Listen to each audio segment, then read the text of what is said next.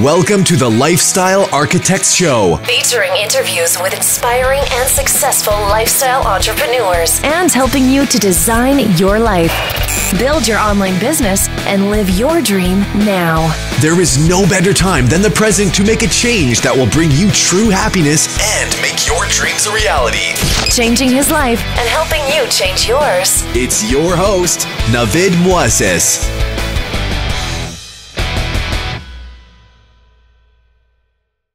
What's up, everybody? I'm Navid Moazzez and welcome to another episode of the Lifestyle Architects. Today I'm very excited to be joined by Jeet Banerjee. He's a serial entrepreneur, digital marketing consultant, author of an awesome book called Limitless Thinking, TEDx speaker, startup advisor, and blogger. I mean, you are doing a lot of things for a very young age. So I would like to welcome you to the show.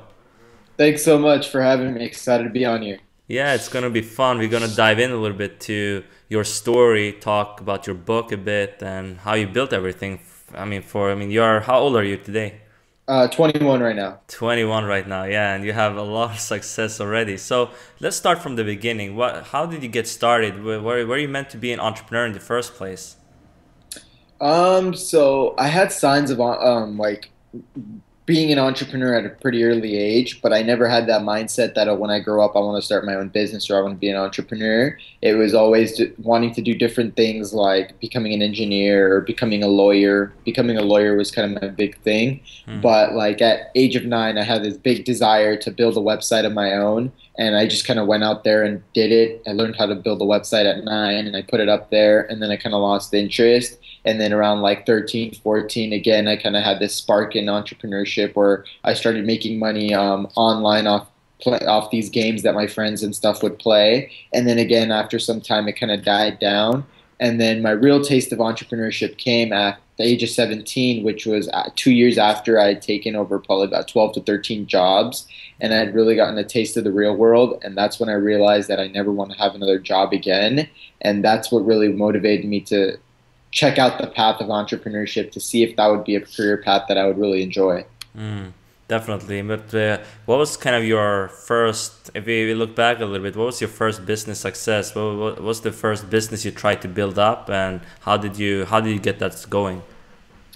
Yeah, absolutely. So when I look back, the first business that I really consider that was actually a legitimate business that I intended to make as a business was called JB Media Force. And what we did was we were a multimedia agency, so we offered web design, web development, online marketing, and mobile app development for other businesses. So that's the first company I started, and the reason why I look at that as a success as well was that I was able to kind of sell it 2 years later. I was able to grow the company to 15 plus employees, and there was periods where we were working with Fortune 1000 companies and stuff like that. So yeah. Definitely. So I mean, after that, you grew. How did you get the idea for the company in the first place? What do you look at when you start new business ventures? Like what's some things other people listening into this can think about when they're trying to get something going? Yeah, absolutely. So the biggest thing I recommend is staying close to home and starting a business around something that you really understand. And for me, the internet and technology was something I really understood. Growing up, I was always using the computer. And then even during my age gap of 15 to 17, when I was taking these jobs, I actually had a job for about 3 months at a software enterprise company. So I learned about project management, dealing with clients, building websites, and all that kind of stuff. And then the second thing is just keep an eye out for opportunities in the things that you know. And I kind of saw an opportunity. I saw a gap in that space, and I thought that I could come in and capitalize on it. And that's exactly what I did. Let's say you don't have a lot of skills already. It's there, like how can you get skills and learn new skills quickly? Like if you want to get something going and maybe you want to get into a market and you don't know a lot of things, is there a way to get around this by kind of studying and learning more stuff about that? Yeah, absolutely. I mean, everything that I learned essentially was through self-education. Like even just having that job, I didn't really learn as much as you think I would. It's totally different being in the sidelines watching compared to actually running the show. And the biggest thing I did was just using the wealth of knowledge that's on the internet, courses, videos, tutorials, all that good stuff. And then the other thing that I recommend to people is like, as long as you're passionate about a certain market or certain industry that you're entering, then learning it is a lot easier. But if you're not passionate about it and you're really just chasing the money, then you're going to dread everything before the money, and it's going to make it a lot harder to get that money. So I always recommend follow your passions and follow stuff that you know, because it's a lot easier, and it comes a lot easier and quickly to you. Yeah, there's a lot of people, they say you should follow your passion. That helps because you have to work. If you want to become the go-to person in a specific market or specific field, you have to work every day on your craft. But it's another thing that a lot of people don't think about. They also have to be able to, first of all, be really good at this. So it's not only that you have a passion, then also you need to monetize that. So do you see a lot of people, they make mistakes, they want to follow your passion advice? There's so much stuff going on. If you type that into Google, a lot of misconceptions as well comes up, I think, around this topic. Yeah, no, I definitely agree with you. I mean, I think there is a lot of misconceptions with following your passions, but I think at the end of the day, people that do end up following their passions are more successful than people that do follow the money. So I think it's just finding that proper balance, and as long as you give it your 100% and you're very persistent, because I think a lot of people that follow their passion, they're very impatient, so they get a failure, they hit a roadblock, and they're like, oh, I'm done with this, I'm gonna go chase the money now. But those people that really succeed while doing something they love, they're very persistent, and they understand that this is a journey, and they're eventually going to get through it as long as they kind of stay strong. Yeah, definitely. There's a good book as well called by Cal Newport. He wrote a book called So Good They Can't Ignore You. He kind of says that, I mean, he's kind of putting the follow your passion advice in a kind of dark side, you know, that you should not do that. But it's like, I think what he means is that you should be really good at this so people cannot ignore you. It's like the same thing that eventually, if you are good at something, usually you tend to enjoy that, right? I mean, that's kind of what I found when I'm going into this field now, helping my clients. It was not what I thought when I was younger. I would go into this, but now I enjoy this, you know. If I would have picked when I was maybe 15 years old, I would have become a soccer player, you know. So it's a little bit different. Yeah. But if you move on a little bit, you had this success early on and you sold the company. What did you do after that? So my main reason for selling the company was I kind of wanted to move into, because the biggest thing I learned was that in every alley there was someone doing web design, web development, stuff like that, and I wanted to create something that was more filled with purpose. So I moved on to my next company, which was StatFuse, which was a unique web application that basically helps high school students and community college students get into a four-year university. So it would calculate their chances of getting accepted to different universities and completely analyze their college application, telling them strengths, weaknesses, and kind of how they can leverage themselves. So that was the biggest reason why I kind of sold the company, because I just wanted to go full-time into that business, and that's basically what I did. And is that your current business you're working on now, or did you sell that as well? No. So I'm still working on that company. I've been going at it for about 2 years. So that's one company I'm working on, and then I'm also working on another company in addition to that on the side. So how did you come up with StartFuse? How did you come up with the ideas there? Like how did you go about? How did you find this hole in the market for it? Yeah, absolutely. So it was actually a problem that I faced because when I was graduating high school, I kind of had these aspirations to go into these good universities, but I had no clue how to do the process. And kind of when I went to my high school counselor and I kind of talked to her, she was very unhelpful, mainly because she was so busy and overwhelmed that she was like, oh, I can get you an appointment in 4 weeks. But the problem was my college apps were due in 2 weeks. So I kind of suffered and I sacrificed, and I ended up going to kind of like a safety school, a school that I wasn't really like number one on my choice or my list of choices. And after that, my childhood friend, he was applying to college the year after, and he was kind of going through the same struggle. And that's when kind of like the light bulb appeared. I was thinking like, wow, this might be a major problem, because I dealt with it. I looked online, I couldn't find anything, and the same thing happened to him. So then we just kind of teamed up and we just began asking our friends, classmates, stuff like that. And then we realized that this was a problem that everyone universally was dealing with. And that's when we realized that maybe we can solve it. And how did you build that? Like, did you have all the technical experience and everything to build this platform for the college students so they can benefit from it as well? No, absolutely not. So we didn't have any of the technical knowledge and we knew that. So we decided that we would handle the business and marketing side. And then we kind of went out and started looking for development firms or development Mm. teams that would be interested in joining the project for equity. And we kind of sold them on the vision. And eventually, within a few weeks, we found a team that was interested. So you got, did you get funding for it, or just other people kind of coming in and joining your team? Yes, so no, till this date, we've never taken any outside funding. It was just selling the vision to other people and giving Hmm. them equity in exchange for their Okay. services. And that's what we did, yeah. So when you're building a team, like I mean, even when you're building a personal brand or whatever that is, it's important to have this team. What do you look for when you're finding other people, and where do you go to find them?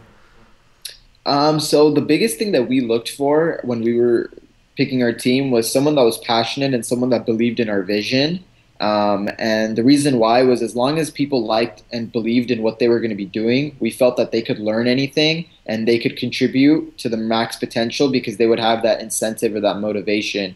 Whereas if we got the greatest developer in the world, but he had no interest, it still wouldn't really go anywhere in the long term. Yeah. So that's the biggest thing we looked for. And the second thing, in terms of just finding a team, the first thing that we did is we did a lot of tapping into our own networks, so friends of friends, family, friends, stuff like that, to see if we can find any developers that would be interested. Luckily for us, we were able to find something through that. But in other cases, I recommend doing a lot of like signing up on a lot of like developer websites. There's like forums, Mm. Quora type of things that you can join and just connect with others. Another big thing is you can go to hackathons, meetups, different entrepreneur networking events in your local area. So it just really depends on what you need and where you think the best place to find that individual will be. Yeah, something I found working for me, especially when it comes to web design, is kind of looking like in my network, as you said, and they are more willing to kind of believe in your vision as well than if you go to like Elance or whatever, Fiverr or something like that. They are not, probably Yeah. not, you can use that for one-off tasks, but if you want to keep for maybe an ongoing relationship, it's not as beneficial for you long term. Yeah, exactly. Hmm. But have you used that as well for kind of different tasks like Elance, Odesk, all these platforms? Oh yeah, yeah, absolutely. I use those platforms all the time for like small things. Like I hired like a developer like I believe last week from Elance. So I do that all the time. Okay, great. So where do you see this business going in the long term now? Like when did you launch Startfuse? When did you launch that? We launched this in February of 2012 in beta. Okay, and now how is it doing now? Like when we go see 2 years later, two and a Um, half. Yeah, absolutely. So we have over 60,000 users right now, Wow. but our biggest thing has been figuring out how to monetize it Mm, because we've always wanted to find a way to make it run without having to charge the students because they already pay so much fees. But that's been a challenge. So right now we're still working on figuring out the perfect revenue model to be able to monetize. So that's kind of our big goal right now. mm. Definitely, but personally, have you seen that? Like you went to college. I don't know if you're not in college right now, or did you? No, no, I dropped You out. dropped out. Okay, let's talk a little bit about that. That's interesting because I went to law school for like 3, 4 years and I decided that's not for me. Like, I had like 1.5, two Yeah. years left. I didn't want to continue. I just got out of the bachelor, right there at the 3 year mark. But for you, why did you kind of drop out? You had a successful business, obviously, but do you think college is for everyone and should you pursue that to be able to become successful? Or what do you think about that? Um, yeah, absolutely. So I think the biggest misconception is that many people say that you have to go to college to be successful, to make money, or to be happy in life, Hmm. and that's the biggest thing that I disagree with. I think that college is another tool for people to learn from, and I think there are millions of tools that you can use to learn, and it's just about figuring out which tool is the best to educate yourself. So as I kind of went to college and I kind of got to experience it for about 2 years, 2.5 years, I quickly realized that college wasn't the best tool for me to educate myself. And as soon as I kind of realized that, I learned that just by being really impatient and taking action with my ideas and doing it in the real world and teaching myself from like online internet material stuff like that, I was learning a lot more and a lot more quickly. that was my motivation to really drop out because I realized that I didn't need college to be successful. I just needed some form of education that would teach me. And as long as I was getting that as a supplement, I would be perfectly fine. So that's really my opinion on college. Definitely. I mean, what kind of people do you think should go to college? What traits should they have? And the people who maybe don't need it, they should, I mean, obviously, for I can see you're a massive action taker and you go after what you want. And I'm kind of the same way, you know, read a lot of books. We can get into that as well. But for some people, they might be listening to this and I mean, they can be young. I mean, they are maybe in college or they are on the fence on starting something on their own. Should they like drop out? What should they do? Like if they are there, what traits should they have to be able to do it on their own? Yeah, absolutely. So I mean, in terms of college, I think college is a lot for people. Like if you don't know what you want to really do in life, I think college is a great place because you get to mingle with so many people studying different things and you can taste a little bit of something in like different classes. I think it's great for people like that, and then also for people that want to be like an attorney or a doctor, something that you can't break the barrier unless you get that degree. Exactly. I think it's mandatory to go there. But then there's all these other professions such as an entrepreneur, an artist, a musician, whatever the case is, that you don't really need a college degree. There's no barrier to entry. And if you can educate yourself outside of the college classroom and you think it'll be better and faster, then you can kind of just run with it. And the biggest thing that I tell people, and even what I did, was I don't tell them to just drop out of the blue moon. When I kind of dropped out, or I didn't even really drop out. I took a semester off and wanted to see how it would go and measure the results compared to when I was still going to college. So my one big suggestion is to take a semester off or take time off. Don't just drop out.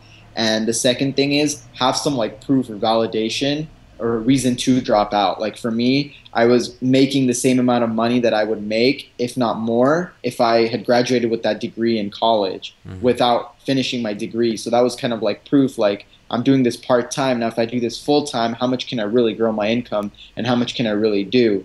So it's kind of, you got to have kind of some proof or some validation. Like you can't wake up one morning and saying, I'm going to be the next Madonna, for example, and become a musician, but have no proof and just drop out and chase the dream. I think that's a little too far, too extreme. Yeah, great tips. Let's talk a bit more about self-education, how you went about it. What kind of, especially for entrepreneurs, or people want to start like an online business, what some things they can get started with if they want to self-educate themselves? So the biggest thing that I did is I probably used a very unorthodox method when I started is I would just go out there and take action and do something. And 90% of the time what I was doing would be completely wrong. And eventually I'd figure it out because I'd fail or I'd make a mistake or I'd hit a roadblock.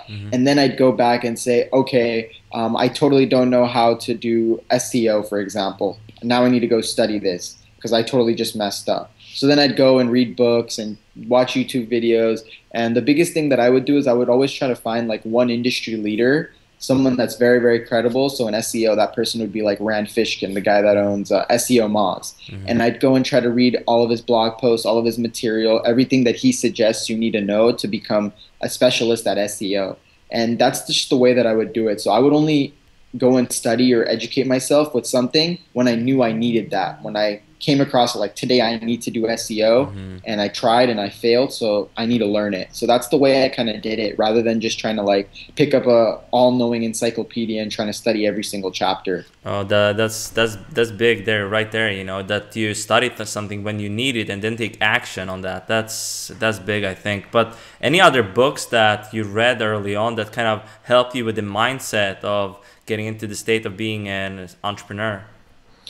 Yeah, absolutely. So my all-time favorite book that I first read when getting started was Millionaire Fastlane by MJ DeMarco. And I love that book because it really validated, because I was in that point where I was thinking college or entrepreneurship, and it really validated the path of becoming an entrepreneur, because it kind of compares the two things side by side. So that was probably my favorite book that really gave me the confidence mentally to be able to approach this. Yeah, that's a fantastic book. But you talk a bit about that you made a ton of mistakes, and we all make that as entrepreneurs, especially when we are starting out. So can you tell us about some failures you had in maybe in the early days or something you're struggling with right now? Yeah, absolutely. So, I mean, just using StatFuse as an example, the biggest thing that we did with StatFuse was we were so excited about the product that we totally forgot about creating a business, and we essentially created a product for like the first 4 or 5 months. We launched the product in beta, and we ended up getting 12,000 users. And once you get those users, oh, we got 12,000 users in 2 weeks upon launching. So we were like, okay, we're really on to something here. And the biggest thing is when you launch a site like that, you start incurring expenses. Server costs go up, hosting goes up, all these kinds of different things. And we never tested a revenue model, and we totally forgot about the fact that this needed to be a business. So that's something that we've still been struggling with today, is figuring out a revenue model and understanding that no matter how passionate you are about the product, you really have to, at the end of the day, think that this is a business, and in order for the business to really work, you have to find a way to make money. So that's kind of one lesson that we learned just by rushing things too much, and that we're kind of learned now. And now I know in the future never to create just the product, but to also figure out different ways of monetizing that product. I think that's extremely important. I had recently an interview with Joe Polizzi. Even before you are, I mean, this is the sense with creating a business or company, but even for your personal brand, when you're like trying to build your personal brand, you should also think, how can you monetize that personal brand usually, right? So I think that's extremely important. We can get into how you built your personal brand in a bit here, but first I'd like to know a little bit, you're successful at a very young age. Have you seen other people that kind of, what traits do they have when they're like successful entrepreneurs? Have you seen any traits that are common among high achievers, high performers? I think honestly the biggest trait that I've seen among high achievers has been that they're very persistent and they refuse to give up. And I think that's just what makes the difference, because you only need to be in business, you only need to be right once to be successful, and people will remember you for your one success over your million failures. So I think the biggest quality that I've seen from people and stories I've heard is just people that have gone through hell and back but didn't give up, and it finally found the light in the tunnel and became successful. No, definitely. Something I like to say is that there's only feedback, or that there's no failure, only feedback, basically. So I mean, you can fail how many times you want, but if you take that as feedback and move on, and then eventually you will become a success, and that one success is what people will eventually remember you for, and that can be the big hit for you as well. Absolutely. So if we move on a little bit, when did you become interested? I know you have a blog. A lot of people visit your blog. You write there every week, I think. And like, how did you start that? Why in the first place did you start a blog when you had successful businesses?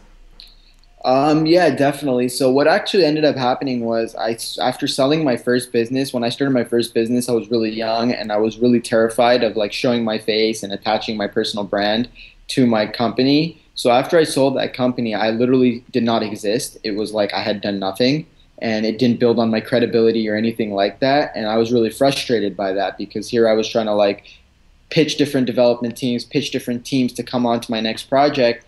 And people were like, well, I don't know you, you don't really exist. And that's when I realized that a business brand is good, but it doesn't last a lifetime. It only lasts the life of the business, or the life of the business that you're part of it. Whereas a personal brand, no matter how many companies I create or what journey I take in my life, that personal brand will follow me throughout my journey. And that's when I realized that I needed to start building a personal brand. And the best way I knew how to get started without consuming too much of my time was by starting a blog and just sharing my thoughts and creating a unique perspective that other people could relate to. And that's really why I got started and how I did. I mean, what's some tips? Let's say you have a business brand. What's some tips for someone, maybe they are looking to build on their personal brand as well? What they can do, because we all know that people don't really buy what you do, they buy why you do it. And also this about people, these days people buy people, they don't buy products or companies. So I think that's a big thing. Maybe you realize that as well, that you needed to focus more on your building your personal brand. So what's some steps someone can get started in doing that? I think the simplest steps that don't take too much time are kind of separate your business brand and your personal brand. So create social media profiles for your personal brand, like Twitter, Facebook, LinkedIn, all that good stuff. If you can create a website with your name in it, like mine is jeetbanerjee.com, I think that's big too. And what you do with that page is really up to you. I know some people that have it like as a about.me page, where it's just a one-pager about them, almost like a resume. Other people blog from it. Just whatever time will allow you to permit, but just create this kind of establishment online where if someone Googles your name, you're going to exist. You're not going to be some phantom name somewhere in the internet, but you're going to actually exist. And I think that's the biggest thing that you need to do to start building a personal brand early on. Definitely, I completely agree. And but how are you? What's your plans with your personal brand? I mean, you have successful business. Is it just to provide value to other people, or are you monetizing your personal brand in some way today as well? How are you making money from your brand essentially? Yeah, absolutely. So when I started, I had no intention of really monetizing my personal brand. I just wanted to use my personal brand as like an asset when I needed different things, like if I needed funding, if I needed to bring on a crucial partner, stuff like that. And then as time kind of went along, the money kind of found me literally. Like I started getting people wanting to pay me for speaking gigs. I started people asking for me to mentor them or consult them for money. And then I got so many of the same repetitive questions that I started building courses and books and kind of selling those as well. So those are kind of the main ways that I've monetized my personal brand, is just really been giving people what they've been asking me for. So it hasn't been really like shoving services or pushing stuff their way, but I've just kind of let it organically come to me. And as I see kind of a demand increase for, let's say, consulting, I'll kind of slowly introduce that. Or if I see a need for a book, I'll kind of slowly introduce that. So that's really all I've done for monetization so far. Yeah, I want to cover another thing here as well, which comes maybe before that even. How do you position yourself as an expert in your field so you can charge premium prices? I think that's an extremely interesting and something I talked recently about with Nick Reese, and he's charging a lot of money for his consulting services. How do you go about that when you're positioning yourself in your field so you can charge those high prices? Yeah, absolutely. So when I started my personal brand, like I said, I had no intention of monetizing it, or didn't even have a clue how I wanted to monetize it. So, I mean, what I really honestly did, and what kind of gave people that this guy is credible, he's an expert, and I want to go hire him, was just kind of sharing everything I knew and sharing my knowledge through my blog. And I try to share articles that are things that I would want to read if I was just starting out, or if I was an entrepreneur along the way. And that's all I did. I just shared my expertise through writing, and eventually people just started kind of like approaching me and realizing, oh, this guy's credible, he's an expert, etc. And then another thing that I think helps a lot too is just having the credibility to say that, you know, like I've been featured on New York Times, I've been featured on Entrepreneur Magazine and stuff like that. So if you can do some PR, and if you can get some like coverage in the media, I think that helps a lot too, because you automatically become more of an expert or more credible as soon as that happens. But what would you say to someone who may not feel like they are an expert today? What would you say to them? Like, I'm not an expert. That's very common, especially when you are getting started with something. You may have some expertise in the topic, or you may compare yourself to a lot of other people. Maybe you're comparing yourself to the like top entrepreneurs in the space, or bloggers. And I mean, that's kind of a mistake I see. Personally, I know that you just have to be a little bit better than someone else and provide them massive value so you can help them. I want to hear your take on this as well. Yeah, absolutely. I mean, the biggest thing that I recommend is like when you see like another big influencer, see like someone that's doing amazing as an expert in some field, is you got to understand two things. One, they've probably been doing it for quite some time, so it takes time to build up to that level. And then the second thing is, you don't need to do the same thing that they're doing. It's actually a bad idea to do the same thing they're doing, because most people will probably go to them since they've already been built up. But you just have to find something that's unique that they're not offering, that there's kind of like a gap in the market for. And I think that's really the biggest thing in terms of my advice, is just find a way to separate yourself and find a way to like create a target audience. Like there's so many people out there that'll coach entrepreneurs and that'll consult with startups. But my unique pitch is that I'm more willing to work with kind of the younger generation, because I've been there, I've done that, and we face different battles than someone who's creating a company at 30 does. And that's who my target market is, and that's what separates me from other consultants and other coaches. So it's really finding something that you relate to and a target audience that you're very comfortable with, and just using that to your advantage. But what's some steps you can take to find this unique angle? I think it's very hard as well. I mean, obviously you're gonna inject your personality into your brand. That's one thing that you can. I mean, you have to be yourself. That's one way to stand out. But what's some other ways maybe to stand up? You said you worked with younger entrepreneurs mostly, and that worked for you. But also you have to keep in mind that maybe some young people, they cannot pay you as much sometimes. Especially if they are getting started. So what's your thoughts on that? Yeah, absolutely. So yeah, I mean, with younger people, obviously there's some barriers and some things that you have to kind of deal with at times. Like sometimes I would work with people, like if I was really passionate about their project and I thought there was a huge upside, I would work with them just on equity.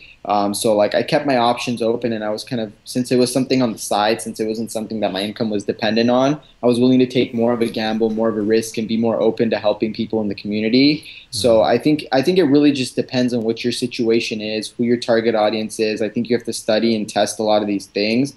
But as long as you kind of test, and I mean, the best thing I can recommend is just go and talk to your audience, the people that you think would pay you for a service like this, and ask them, what can I do better? What do you think? What would you hire me to help you with?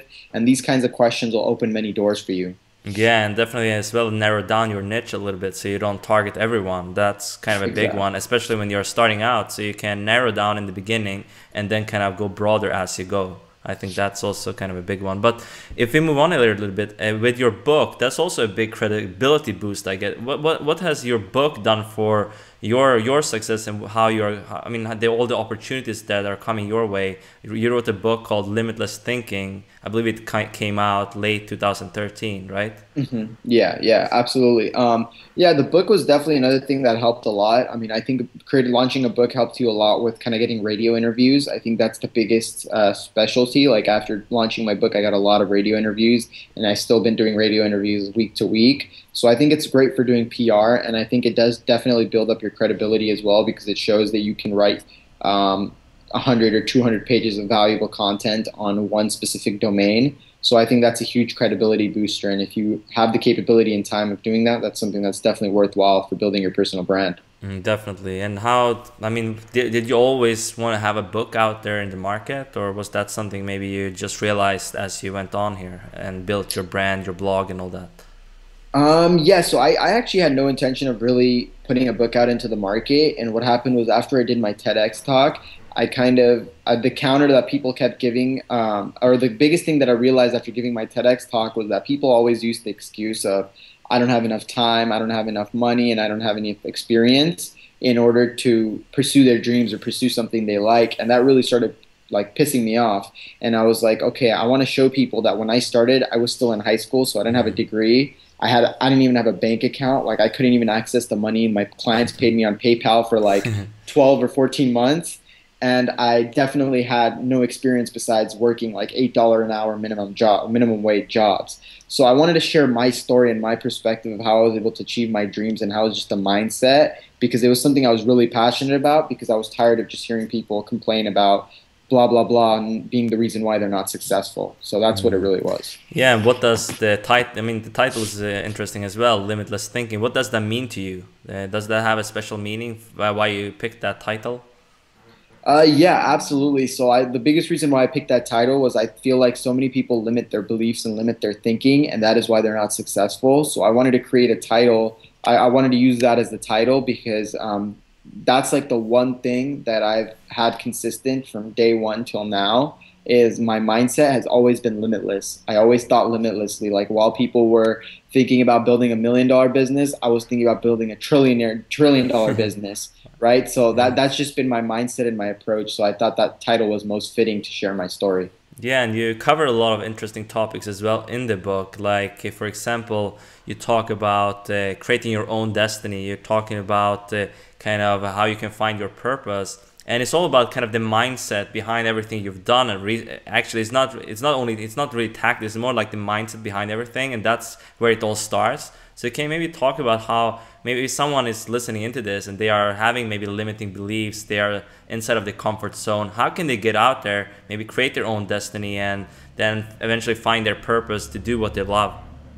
Yeah, absolutely. So, I mean, it's definitely the toughest battle because you would rather have a physical constraint than a mental constraint, because a physical constraint, there's ways to get around it. But a mental constraint, you really have to just master your own mind. And I mean, even growing up, I had those same limiting beliefs like, oh, I'm too short to play basketball, or this is going to happen, or that's going to happen. And the biggest thing I just kind of realized from just going out there and doing it was that I got a chance to talk to so many other entrepreneurs. And while you think that they're these superheroes with capes or they're just perfect people, they're so imperfect actually, and it's not a bad thing. It's a great thing because it makes you seem like you can do anything as well. And like even for the listeners that have been hearing me, like I've shared problems and failures and mistakes and roadblocks and obstacles that I'm still dealing with even right now, and that just kind of shows you like that nobody is perfect out there. But as long as you just master your own mind and understand that you're not in a game of comparing yourself with others, and you're not on some kind of race, and as long as you can master your own thoughts, you will be successful eventually. Is there any resources that help your books with kind of early on when you mastered your own mind, as you're talking about here? I watched a lot of TEDx talks, and I think every TEDx talk had a new great idea that was usually very powerful. And I think I learned a lot about mindset and overwhelming habits and stuff like that from watching those. So that would be another good suggestion I could make to people. Yeah, and you did a TEDx talk as well. Okay, is that because you wrote a book, or how did you get this opportunity? Because that's fantastic for your brand as well, like speaking opportunities. I'm sure you're getting more of those now as well. Yeah, yeah, absolutely. So I actually got the TEDx talk before I wrote my book, and the idea of the book came after I delivered the TEDx talk. So for the TEDx talk, what happened was the local chapter in my area, they were looking for more speakers. They kind of came across my name. They reached out to me, and typically what they do is they'll have like 30 to 40 people come in and pitch a topic or idea for the speech. And they asked me to do the same because they were looking for a few more to bulk up their proposals. I submitted a topic idea that I had, and out of that, I think they select like 10, so it's like a 25% turnover ratio. And luckily, they selected mine, and that's just really how it happened. So it was just capitalizing it on an inbound opportunity and just giving it my all, and apparently that was enough to get on there. Wow, that's amazing. And let's talk a little bit about as well, like especially when you're starting something like a new brand or business, it's important to be clear over your why. So how did you find out what like your why and why you are doing what you're doing currently? Like can you talk a bit about that? Yeah, absolutely. So when I started out, my why was just to escape a job. That was really my big why. So anything that would make me happy, make me money, and not make me have to go through the turmoil of working a job was good enough for me. And then as I started building my first company, I kind of realized this is a good why, but I think I can have a greater why. So I decided to kind of give up the good to go for the great. And I quickly realized that my big why was I wanted to have freedom. I wanted to have a business that I enjoyed. I wanted to make money, and I wanted to make change in the world through these businesses. So I really wanted to create something that would solve problems and go far past just the money and freedom. And that's just how I figured out my why. I mean, I don't think there was any like specific moment or incident. I think it was just going through the motions and starting with something and then realizing I like this, but I love this, and just kind of running with it from there. But how do you think someone can figure out their why? It's just about as you go, or can they figure this out maybe before they even launch something? Like, why am I doing what I'm doing? For example, it's like I want to have impact. I want to inspire and help other people live life on their own terms so they can achieve their ideal lifestyle. That's kind of what I do. And with everything I'm doing, like this podcast, my blog, like they went helping clients, whatever I'm doing, that's always like aligned with my why. So I mean, how can someone go about finding that? Because that's important, I think. Yeah, absolutely. So I think the biggest thing that people have to do is they have to break down their goals and ask themselves like, what do I want from life? After living my life, what will I be satisfied with, and what will I be unhappy with? And as long as they're kind of able to create those kinds of like guidelines on a whiteboard or something, create like a T-chart, and really ask themselves like, what will make their life meaningful? And once they know that, I think it makes it a lot easier to say, like, let's say being able to travel the world and being able to experience new things will make you really, really happy in life, and that would make your life worthwhile. Then you would kind of know, okay, let me focus on what can I do around that area or that specific thing to be able to carry that out. So I think it's just about really breaking down and segmenting different things. Definitely. And another important topic as well, especially when you're building a business, is like networking, maybe having mentors. So did you have that early on, like a support group of people that you can turn to for advice, or maybe peers that were doing similar things, like-minded people? Did you have that group of people around you? So I never really had one go-to mentor. Kind of going back to what I was talking about earlier, was when I needed help with SEO, I would try to look up the person that was best at SEO, study everything they had, So I'm more shadowed people's knowledge based on what they had kind of produced and sent out to the internet. And then if I ever really had a specific question that I was just dying to ask that person, I would shoot them an email or find a way to get in touch with them. So that's really what I did. And then in terms of networking, that's something that I'm very thankful that I did early on. Like the first 2 years from 17 to 19, I went to networking events like twice a week, mixers, meetups, all these kinds of groups and meeting different people. Like it's crazy because like just the other week I was going to a bank, my local bank to open a new account. And I met this guy like at some networking event 3 years ago that I was working there, and he totally recognized me and all this stuff. So it's crazy how many people you meet and how deep these connections go. So the networking aspect definitely helped me a lot, got me a lot of clients, opportunities, stuff like that. Definitely. I mean, I think especially like reading blogs on the internet, like as you said, finding other people that are experts in a topic, or even like I'm doing with the podcast, you can reach out to other people, interview them. That if you're building your personal brand, can even help you build this authority, since you're branding yourself by association, surrounding yourself with other awesome people, basically. But when it comes to networking, what's some tips what other people can do to kind of find this group of people so they have that around them? It doesn't have to be a mentor. It can just be like-minded people to help them maybe grow their brand or business.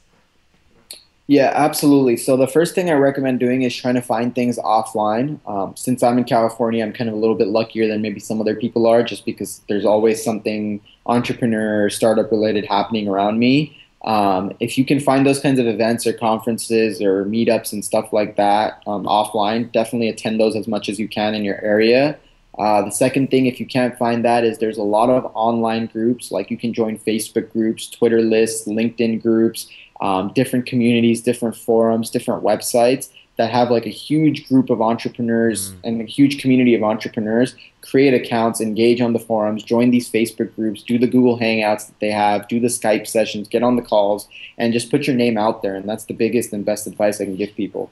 Definitely. I mean, we can get into that as well. Like, how are you using kind of the social web? I know you have a massive Twitter following, for example. Like, it's big, and you grow that in a very short amount of time. So how are you using all these platforms today, like LinkedIn, Facebook, Twitter? Like, how are you using that to grow your brand and business?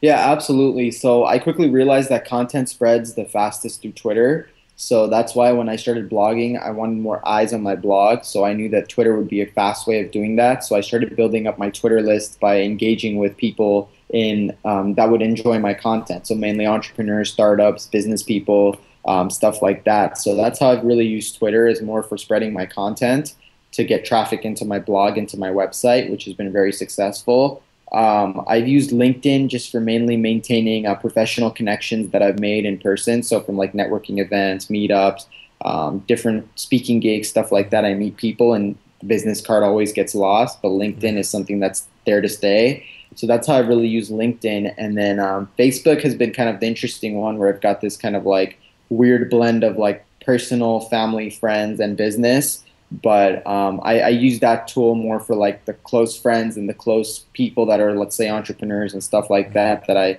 kind of talk to on a more regular basis, and that helps me stay in connection with their life and kind of what they're doing and stuff like that. So that's really how I use the three platforms. Definitely. But you say you're using Twitter to kind of spread your content as well. But did you use it as well as more of a relationship building tool to kind of find other people? Because I know, for example, you talked I think it was one time you talked about that you follow like basically everyone back on Twitter. When they follow you, you do that. A lot of other people, like influencers, they have like they're maybe following very few people, and a lot of people are following them essentially. So why do you do that? Yeah, absolutely. So the biggest thing that I quickly started learning was that like doing social media, like you on social media, like you don't want to be doing social media, you just want to be social, right? So like in real life, if someone like offered to be your friend or something like that, you're not just going to say no and walk away, right? That's going to be a negative connotation. That's going to piss off the other person. And that's just the way that I looked at social media, was just because we're on the internet behind keyboards doesn't mean that we should just all start being assholes, right? So the biggest thing I learned was that if someone's wanting to be my friend, I'm not better than them and they're not better than me. Why should I, just because I'm good at social media, for example, use that to kind of antagonize somebody else. So I would all the time follow people back, and I saw that my engagement was through the roof when I was doing that. People felt more comfortable. People were tweeting at me. People were retweeting more. People were favoriting more than if someone was following me and I didn't follow them back. Eventually, I would lose that follower, or they would never engage with any of my content, making it worthless anyways. So that's just kind of what I learned through the ropes. But you've actually grown your Twitter follower to over 100,000. How did you do that in such a short time? I mean, it's just I mean, a lot of people, they have been on Twitter for years and don't get that amount of following. It's not, obviously, it's not only about having a lot of followers, it's about having engagement and all that kind of stuff. But what's some steps someone can do to kind of grow their following like in a fast way like you've done? Yeah, absolutely. So the biggest thing to understand about Twitter is that there's so many different target markets and different groups. Like you have the kids that are in high school, the college kids, you've got entrepreneurs, all these different segmentations. And you really have to focus on one. And my focus was entrepreneurs. So I started engaging and joining hashtags and discussions and following people that were all relevant to the content that I would be posting. So I know a lot of people that try to build up their social media following, but they'll be following kids that are in high school that have no interest in what they're offering, right? And that's complete waste, because eventually they're going to lose that follower. There's going to be no connection between them, right? And the biggest thing that I did early on was I knew my focus was entrepreneurs, and I found every way to connect with them. And then when one entrepreneur saw my content or saw my latest post and they enjoyed it, they retweeted it, and the likelihood of them having another 500 entrepreneurs in their list was very huge. And that's really what I did. So I was basically using viral growth to grow my Twitter profile, whereas if I had followed that high school person who maybe even retweets my post once, they have another 500 high school kids. So what are my chances of getting a follower or something engaging back from them? So that's the way I really looked at it, was just narrowing my target audience and focusing on one group and just being really patient with that one group and hoping that eventually it'll explode. But did you do anything? Did you do everything manually, or did you automate the process or anything like that? Did you use tools? 100% automated. I mean, 100% manual. Yeah. The only tool that I use is a tool called Just Unfollow, and that helps me. That just allows me to kind of look at statistics on my Twitter. That's the main reason why I use it, and it also helps me kind of like unfollow people that may have unfollowed me and stuff like that. Definitely. Okay, that's interesting to know as well, because I use Twitter as well to build relationships with other people. It's fantastic for kind of connecting with influencers, I guess, as well, to build up. You can have influencer list. You can have like lists of people maybe sharing your content, so you can keep track of them as well. That's kind of what I found and what I'm doing. Yeah, absolutely.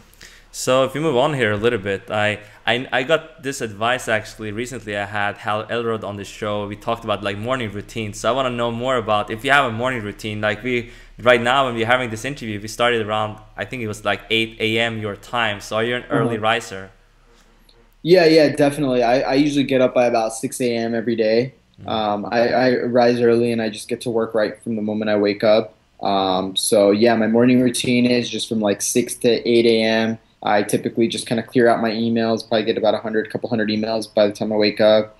I take care of all my social media notifications, kind of tweeting back to people, responding to messages, all that good stuff.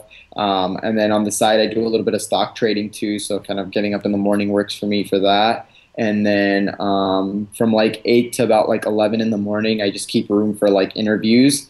That usually takes up like my mornings, just those two things. And then from like 12 till about 6 o'clock in the day is when I really just hammer down and work on my startups and work with my teams and kind of get in the office, have meetings and all that good stuff. Definitely. But how big of an impact has kind of fitness in your life? Do you work out a lot to kind of keep your productivity going, your mind, and top performing?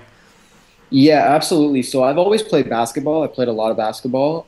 So that was something that I would always do just whenever I had free time. There was like no set routine. And then right now, last week, I just started lifting weights too. Again, very sporadic routine. I'm trying to find like one time slot every day that I can go, but it's just like really sporadic. One day I'll go at 2 o'clock. One day I'll go at 11:30 at night. It's just all over the place. Definitely. I mean, what I'm trying to do, I'm trying to find it in the morning as well. I'm trying to get this routine where I'm waking up quite early, head to the gym, and then have breakfast, then start like my day, basically planning my day or tomorrow today, essentially, like, so you have everything figured out. So can you talk a bit about like some productivity tips that's been working for you and that other people can apply so they get more stuff done?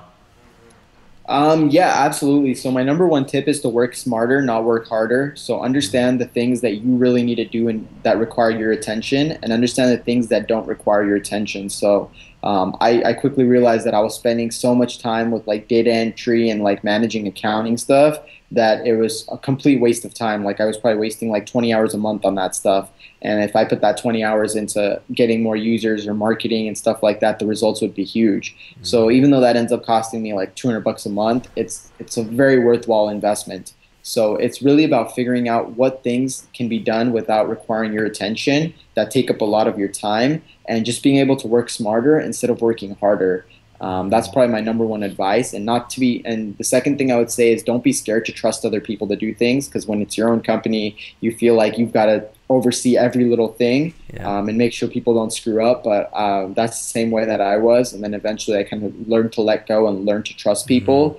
And people will mess up, people will scare the crap out of you at times, but it's okay. It's all part of the process, and I think just learning to trust people is huge for basically building your team early on, as early as you can, essentially. But what do you have what's the best advice kind of you ever received from someone? Maybe it's an entrepreneur, a friend, or something that's helped you with your business and brand.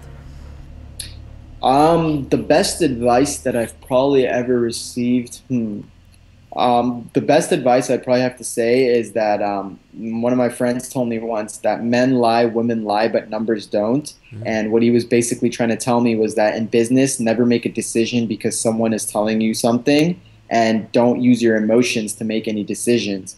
And he was saying at the end of the day, the only way to make a real decision is to look at the numbers, because they'll never lie to you. And I think that's been some very powerful advice. Definitely. I mean, this is interesting. But another thing is that you do a lot of interviews these days. So what's one thing that you've never shared in another interview before? It can be personal. It can be around your business, brand, anything, basically. That's a good question, because I always used to get the question, tell the same question. Tell us something that you never really talk about. And I always used to get stumped on the spot. And every single interview, I had no idea what it was. So then one night I was like, I'm gonna think of something that way I could stump it. And you're the first person to ask me since then. And awesome. What I figured out was something that a lot of people don't know about me is that I've been a vegetarian my whole life. So I've never eaten fish, never eaten meat, never eaten any of that stuff. So it's pretty random, but yeah. That's interesting as well. I could not go about this route, but I mean, that's interesting to know. But we are reaching the end here. But I mean, since you're having a lot of businesses, you're doing a lot of great things currently. So if you kind of were to start a business today from scratch, maybe you have the knowledge you have, the network, what would you do?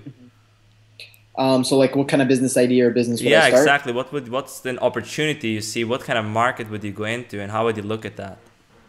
Yeah, absolutely. So one of them, it would definitely be something in the technology space, and it would definitely, like, I've had a lot of problems that I've dealt with business analytics. So similar to kind of like Google Analytics and stuff like that. Like I feel like there's so much power in data, and there's so many things that even my businesses could do if I had more access to data. So if I really had to create some kind of business, I would really look into like more concentrated analytics, whether it's like web or shopper behavior. Like one idea I had the other day was it'd be really cool to be able to see what type of like buying habits every single person on their credit card has, because then you know how to target them. Or like, let's say like a big company knows what products to add in their department store in their shop because they know what other people are already buying.